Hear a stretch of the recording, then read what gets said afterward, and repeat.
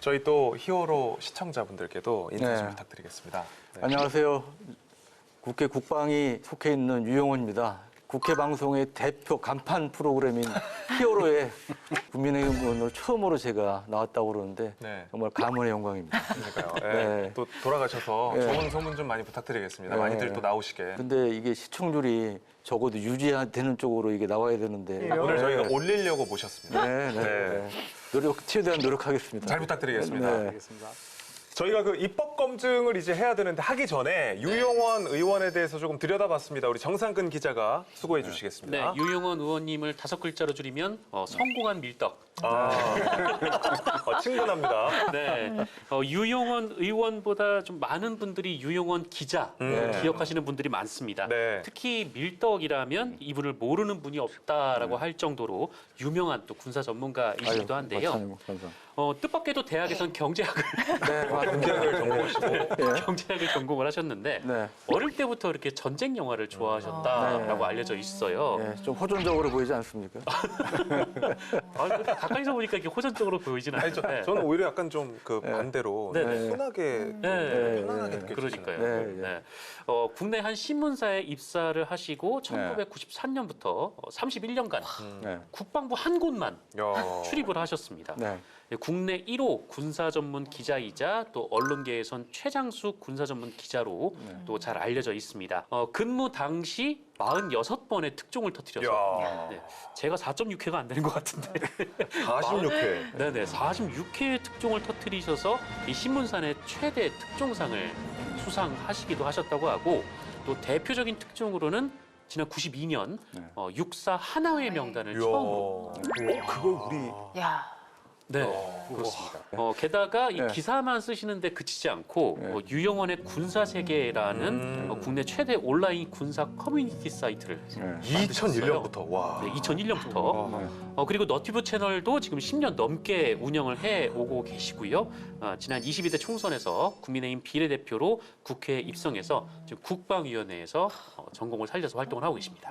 정상근 기자님이 지금 조사를 해오셨는데 네. 사실이 아닌 부분, 바로 잡아야 될 부분이 있을까요? 하나의 명단은 이 월간지 기자할 때 이제 네. 썼었는데 보통 그 93년 1월호여서 93년으로 93년. 알고 계신데 실제로 92년 12월에 책이 나왔어요. 그래서 92년 그래서 제가 그 부분에서 특히 깜짝 놀랐어요. 순달 전달자인데 네. 정확하시네. 네. 그것도 뭐 다 정확하게 다 사실이네요. 그러면. 네, 맞습니다. 그때 이제 그 전에 그 하나의 명단이 부분적으로 알려진 적은 있습니다. 풀 명단을 확인해서 이제 보도했다는 게 의미가 있었고 그 당시에는 뭐 영화 보셔서 보신 분은 아시겠지만 대통령부터 뭐 군수 내부 다 이제 하나 출신들이 잡고 계실 때였죠. 어떻게 입수하셨어요? 그거는 무덤까지 갖고 해야 될 비밀인데. 네, 그거는 이제 흔히 얘기하는 말로 영업 비밀 중에도 굉장히 특급 영업 비밀입니다. 야, 그리고 또 눈에 띄는 게 지금 뭐 커뮤니티 2001년부터 그리고 너튜브 채널도 네. 10년 넘게면은 야, 이거 진짜 좀, 빨리 시작하셨네요. 좀 일찍 시작한 편입니다. 제가 사실은 기계치예요. 네. 네, 그래서 컴퓨터도 이제 사실 잘 못하고 그러는데 어쩌다 보니까 하여튼 그건 약간 얼리 어댑터처럼 돼서 유튜브도 이제 좀 일찍 시작한 편이고 거기에 뭐 자료 같은 거, 무기 자료 이런 것도 많이 넣고 좀 제대로 해야 되겠다 해서 시작을 했는데 그때만 해도 이제 그런 자료들이 별로 보편화되지 않았을 때여서 그래서 좀 빨리 이제 관심도 끌게 되고 이제 자리를 잡았던 것 같습니다. 하여튼 뭐 잠깐 들어봐도 상당한 내공이 엿보인다는 걸 아마 지금 시청자분들도 공감하실 텐데요. 유용원 의원의 이력 구체적으로 좀 살펴보겠습니다. 30년 넘게 군사 전문 기자로 활동을 하신 게 정말 대단하게 느껴지는데요. 근데 저도 뭐 언론사에 있었지만 네. 이 기자들이 출입처가 원래 좀 계속 바뀌잖아요. 바뀌죠. 근데 짧으면 6개월, 뭐 길어야 한 2, 3년. 어떻게 그 바뀌죠. 30년 동안 국방 전문 기자로 출입처 한 곳만 이렇게 이게 뭐 든든한 백이 있거나 네. 아니면 뭐 그런 게 아니신가. 네. 그러니까 어떤 분은 그러더라고요. 네. 그 제가 속해 있던 회사 오너 잘 보인 거 아니냐. 뭐. 그러니까 이거 어떻게 이게 가능합니까? 근데 제가 재주가 없어서 잘할 때까지 하려다 보니까. 진짜요? 네.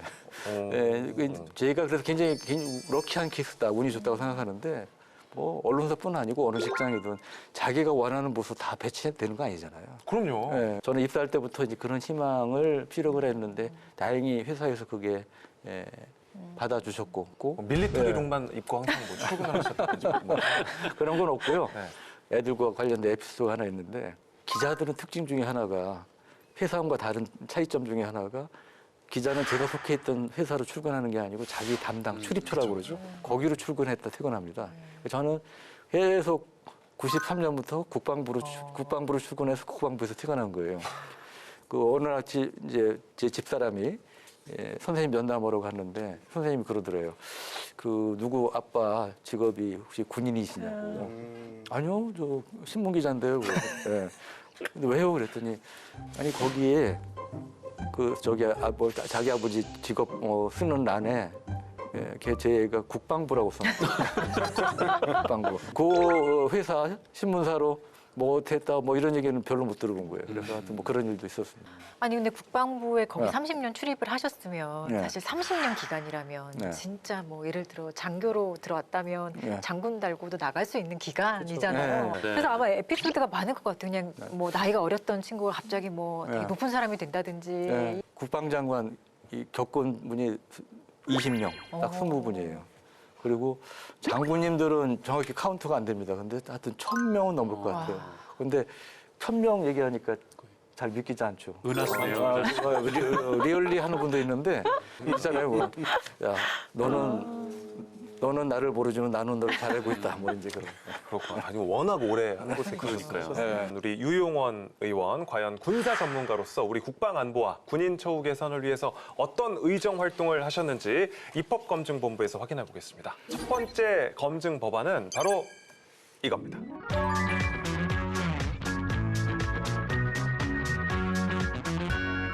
네, 이번 법안을 두고 사이버 공간을 명확히 안보 영역으로 규정하고 실질적인 대응 체계를 명문화한 거라고 하는데요. 그럼 그동안은 사이버 공간은 안보 영역이 아니었다는 건가요? 아니면 뭐 이렇게 법안으로 발의한 이유가 뭔지 네. 궁금증들이 많습니다. 우리가 이제 인터넷을 중심으로 한 사이버 공간의 역할이 굉장히 영향이 크지 않습니까? 네네. 지난번에 정부 전산망이 다운됐을 때 얼마나 많은 네. 피해를 입었습니까? 근데 전에는 우리가 이제 안보 영역을 얘기할 때는 세 개였습니다. 지, 해, 홍. 땅, 하늘, 바다. 네. 근데 지금은 안보 영역이 5개로 불립니다. 사이버, 우주가 추가돼 있습니다. 그래서 공식적으로 안보 영역으로 이제 분리가 돼 있고요. 그 이유는 말씀드렸지만 이 사이버의 역할, 이제 비중이 너무나 크다. 근데 우리 현실은 굉장히 허점이 많다. 금융기관, 언론기관도 뚫린 적이 있고 정부 전산망이 뭐 3년 동안 뚫렸는데 뒤늦게 최근에 이제 발견된 사례도 있고 우리 SKT 사태도 얼마나 처음에는 절대 그럴 일 없다 했는데 하여튼 뚫린 게 확인되지 않았어요. 북한의 또 해킹 능력은 거의 세계 이제 최고 수준이라고 이제 평가를 받는데 이에 대해서 우리가 효과적으로 대응할 수 있는 시스템이 없더라고요. 그러니까 네. 저도 이제 국회 들어와서 보니까 이제 알게 됐는데 이제 그런 맥락에서 제가 이번에 사이버 안보법을 제정을 발의를 하게 됐습니다. 얼마 전에 뭐 말씀하셨듯이 여러 통신사에서 해킹 사고가 발생을 했었는데 네. 뭐 최근 좀 더 빈번해진 것 같다라고 체감이 이렇게 되더라고요. 네. 그 동안에는 그럼 어떻게 정부 차원에서 대응을 했었었나요? 그러니까 이게 좀 나뉘어 있었습니다. 뭐 일부 군 관련된 건 국방부 중심으로 군의 이제 사이버사라든지 그리고 이 전반적인 민간이나 이쪽은 정부는 이 국정원에서 하고 그런데 국정원이 사실은 컨트롤 타워 역할을 현실적으로 했어야 되는 측면도 있는데 거기에 대해서 좀 견제들이 있고 그러다 보니까 이 컨트롤 타워가 없는 거예요. 근데 이 사이버 대응은 저는 오케스트라와 같다고 생각합니다. 정부라든지 업체라든지 다른 민간 뭐 이런 쪽에서 종합적으로 서로 협력해서 유기적으로 오케스트라 화음 내듯이 협업이 중요해요. 협업을 해야 되는 거고 그럼 오케스트라에서 제일 중요한 게 뭡니까? 지휘자죠. 그걸 이제 영어로 얘기하면 컨트롤 타워가 되겠죠. 네. 그래서 우리 그 사이버 대응에 있어서도 컨트롤 타워가 중요하다. 사이버 안보 법안 다른 많은 네. 의원들도 네. 발의를 했던 걸로 알고 있는데 유용원 의원께서 발의한 법안의 좀 핵심적인 내용도 궁금합니다. 역시 우리나라에서 제일 힘있게 관리할 수 있는 데는 어디겠습니까? 대통령실이겠죠. 네. 그래서 대통령 직속의 국가 사이버 안보위원회를 만들고 그다음 실제로 움직이는 역할은 이제 국정원 산하에 사이버 안보센터를 만들어서 투트랙으로 이제 컨트롤 타워를 만드는 게 이제 핵심적인 것이고요. 그래서 이를 통해서 사이버 공격 대응에 필요한 그 정부 부처 간의 정보 공유 시스템이라든지 민간 또 정부와 민간 간의 것도 필요하지 않겠습니까? 뭐 통신사가 해킹을 당했을 때 그때 굉장히 확인하고 있는데 시간이 오래 걸렸어요. 국정원에서 나서서 했으면 바로 할 수 있었는데 제가 그때 국정원 고위 관계자를 만나서 왜 국정원 가만히 있냐 여쭤봤어요. 그랬더니 국정원에 공식 요청을 하지 않으면 개입을 할 수 없다는 모르더라고요. 이제 그런 이제 한계를 좀 해소하는 이제 그런 내용들을 좀 포함을 했습니다. 컨트롤 타워가 있어야 된다. 네. 그리고 민관군이 네. 좀 유기적으로 일을 할 수 있는 환경을 만들 수 있도록. 전체 다 포괄하자면 이제 민관군, 산학연 이 같이 이제 움직이는. 그러면 이제 완벽한 오케스트라가 될 수 있겠죠. 네. 계속 뭔가 발의는 됐었는데 한 번도 통과된 적이 없는데 네. 기존의 법안들하고 지금 의원님이 내신 법안하고 좀 어떤 가장 큰 차이가 있는 지점이 있을까요? 대통령실과 국정원으로. 해서 교통 정리를 한 게 이제 차이점이고 그래서 그동안 이제 통과가 안 된 이유는 국정원에 무게 중심을 줄 것이냐 뭐 근데 여기에 대한 또 정치적인 그 여야 또 입장 차이 같은 게 있지 않았습니까? 이제 그런 거에 의해서 이제 통과가 안 된 측면도 있고요. 이제 민주당이 또 여당이 됐고 그렇기 때문에 여야 간에 큰 이견이 없을 수 있겠다 이렇게 기대를 합니다. 이 의원님 얼마 전에 그 통신사에서 사고가 터졌을 때 네. 있잖아요. 과학기술정보통신부에서 그 관리 감독하는 주무 부서인 걸로 아는데 네. 그러면 사이버 안보와 관련해서 국방부에서 하는 역할은 무엇일까요? 이제 국방부는 주로 이제 군도 보면 굉장히 조직이 큽니다. 그리고 사이버 사령부라고 있는데 네. 거기서 이제 주로 그 관련된 사이버 방어 관련된 그런 업무를 맡고 있고요. 방산업체들 있잖아요. 방산업체에도 기밀이 많죠. 우리 뭐 잠수함이나 KF-17 같은 전투기 북한 입장에서 당연히 그 해킹해서 뭐 자기 신무기 만드는데 활용하려고 그러지 않겠습니까? 이제 그런 부분들은 아무래도 국방부 이 군 관련 기관에서 사이버 관련된 업무를 이제 맡을 수밖에 없습니다. 이게 지금 인공지능 기능 기술 같이 이제 좀 기술들이 좀 고도화되면서 뭐 개인정보 유출도 좀 걱정이 되지만 네. 이 국방력에 있어서 뭐 해킹 공격이 들어오는 거 아닌가 네. 좀 이런 우려가 되고 있어요. 그래서 그러니까 기술을 빼가는 것 외에 좀 어떤 형태의 사이버 공격이 좀 존재할 수 있을까? 북한을 기준으로 보면 북한의 사이버 공격 주 타깃이 바뀌었습니다. 그러니까 과거에는 이제 군사기밀 같은 걸 빼는 게 주목적이었다면 이제 얼마 전부터는 돈 버는 거. 실제로 우리나라뿐 아니고 해외의 암호화폐 업체도 해킹해서 벌어들인 돈이 수조 원에 달한다고 이렇게 알려주고 있습니다. 그래서 아마 김정은이나 북한 정권의 통치 자금으로도 많이 이제 활용이 되고 있는 것 같고요. 그동안 우리가 사이버 공격으로 입은 피해가 수조 원에 달하는데 그 관련해서 우리는 어떤 뭐 사이버 보복 공격을 한다든지 이런 적이 없었던 걸로 알고 있어요. 그래서 마음 놓고 또 이제 우리를 공격하는 측면도 있기 때문에 선언적이라도 야, 또 이렇게 사이버 공격해서 우리한테 물적 피해를 입힌다면 뭐 가만히 있지 않겠다든지 뭐 이런 선언도 필요한 것이 아닌가 그런 생각이 듭니다. 그렇군요. 그래서 이제 뭐 계속 말씀해 주신 게 컨트롤 타워 그리고 협력에 대한 중요성에 대해서 말씀을 해주신 것 같은데 이 법안이 통과가 되면 네. 그 사이버 공격에 대해서 우리가 좀 안심을 할 수 있을까요? 뭐 10사람이 도둑하는 잡기 힘들다고 그러지 않습니까? 이게 창과 방패의 형태로 발전하고 있다고 봅니다. 무기도 그렇고요. 사이버도 마찬가지. 프로그램이나 뭘 만들면 이를 뚫을 수 있는 또 더 날카로운 창이 이제 나오는 거죠. 그래서 100% 막을 수 있다는 절대 장담할 수 없다고. 네. 자, 이렇게 유용원 의원님과 이야기 나눠봤습니다. 없는 또 이야기는 안 하시는 것 같고요. 그죠? 네. 네. 30년 최장수 군사 전문 기자 출신의 국회의원 유용원 의원의 두 번째 검증 지금부터 가보도록 하겠습니다.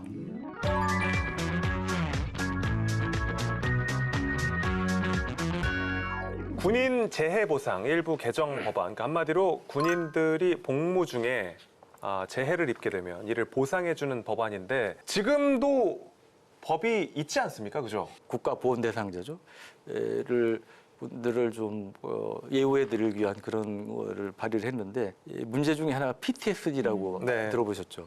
외상후 스트레스 장애. 예. Please let them all over me. Just like this. And I'm trying to pull them off.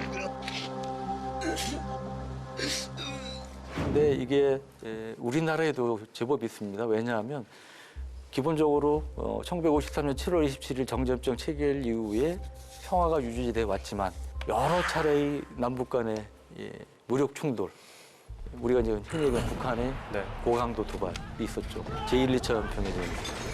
그다음에 2010년에 3월에 천안함 북침 사건, 11월에 연평도 포격 도발이 있었고 천안 북침 사건은 수십 명, 46분의 희생자가 있었습니다.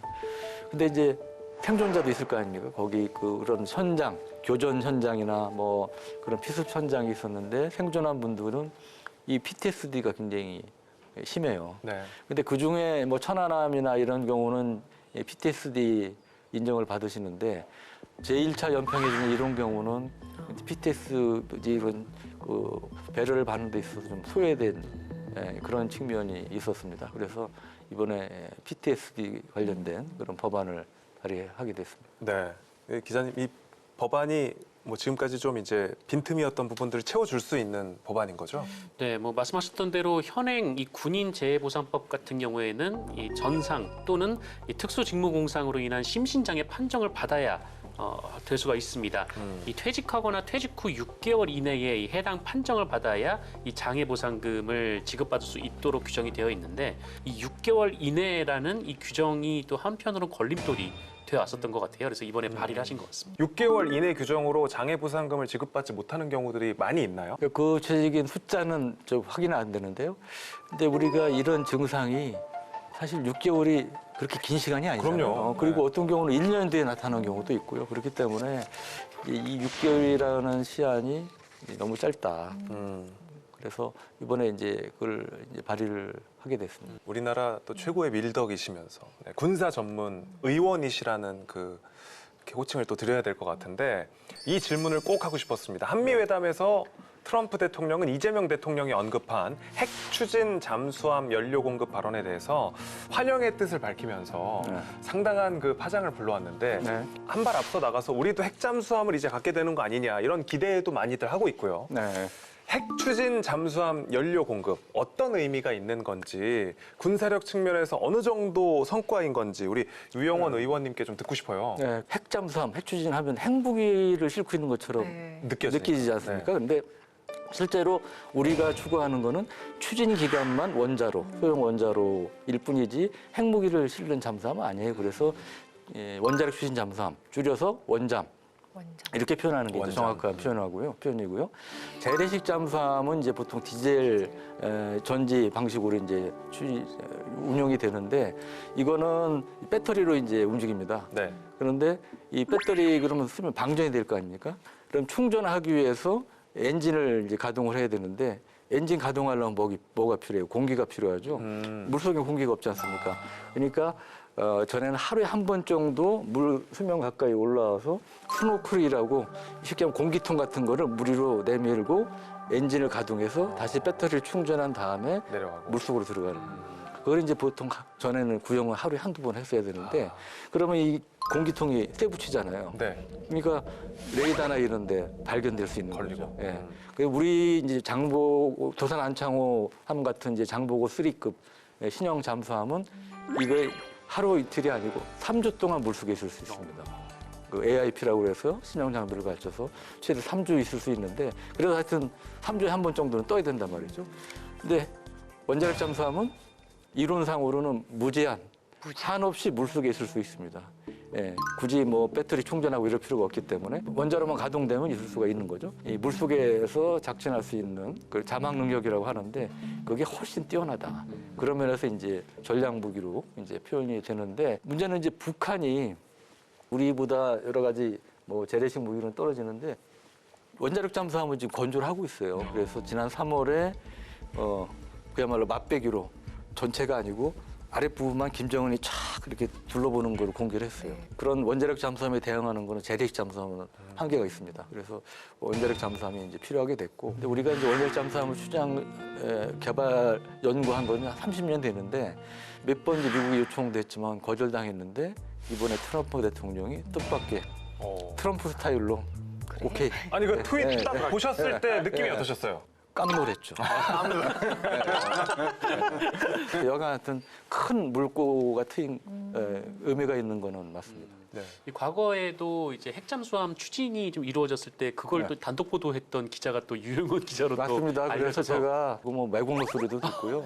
그다음에 그 기사 쓴 다음에 미국에 뭐 일가족이 망명했다 뭐 이런 것도 소리도 듣고 엄청 제가 이제 공격을 받았는데 사실을 관계를 좀 말씀드리면 엠바고 깬 건 아니고 이제 상당히 비밀리에 추진되고 있던 걸 제가 취재를 해서 쓴 거고요. 원자력 잠수함이 비싸요.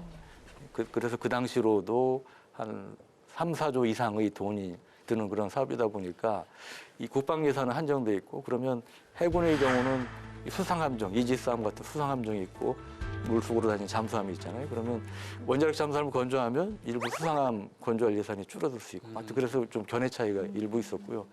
그래서 이 추진 동력을 좀 확보하려면 기사회에서 공론하는 게 좋겠다 이렇게 생각을 해서 썼는데요.